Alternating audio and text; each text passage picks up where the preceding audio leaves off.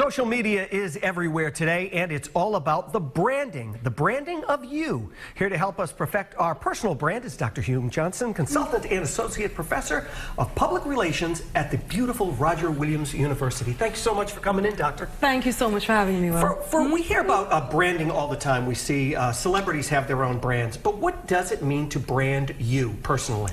Think of your brand as your CVs or your reputation, for example. So your CV has some of your skills, your expertise, your talents, your gifts, your values, your assets. Now, we think of branding these days as the marketing of products, but we are a brand. It's simply the industry term for your reputation. So it's really a personal capital, so to speak. So when we talk about personal branding, we're really talking about what value do you bring to the table. So if I'm working with you, do you bring competence? Do you bring professionalism? Do you bring quality service? So it's the positive expectation that your clients or people feel when you enter a room. And as Jeff Bezos says, it's also what they say about you when you leave the room as well. And it's a confidence that make others want to work with you because of the value that you offer and that you give quality service, etc. And Doctor, when should we begin thinking about our branding? Is this something that we should teach younger kids when they get on social media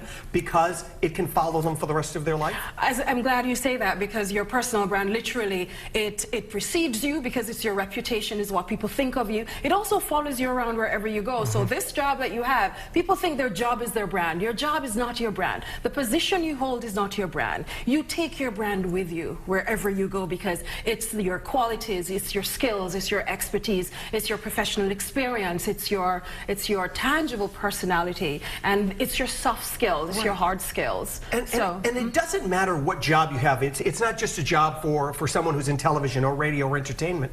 This is something for anybody in the workplace. This is for mid-career professionals, entry-level professionals. I teach personal branding at the university because I believe that students who are graduating should know what value they are bringing to the industry. Not just, oh, I want to be this or I want to be that, but what skills can you offer the employer? And if you think of it, you have to think of not just looking pretty on social media or building a website or a logo. That's great, but that has to be at the end of the process when you actually discover what your brand is, and then you can now communicate that and leverage it in the workplace.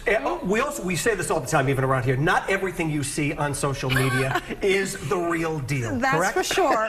Anybody can say anything about themselves take a great picture, on Facebook. But that's about it. Yeah. But your brand is manifested in action. It is what you do and how you do it. So if you are a presenter on television, are you a good presenter? What are your skills? If you were part of a team and you were to leave that team, for example, is it something that, would we miss your skill? Right. So I ask a lot of questions in my brand you book that really help people to figure out what their brand is so that they can focus on, where to focus their energies and how to position strategically in their industry. Just very quickly, I know you have an upcoming event.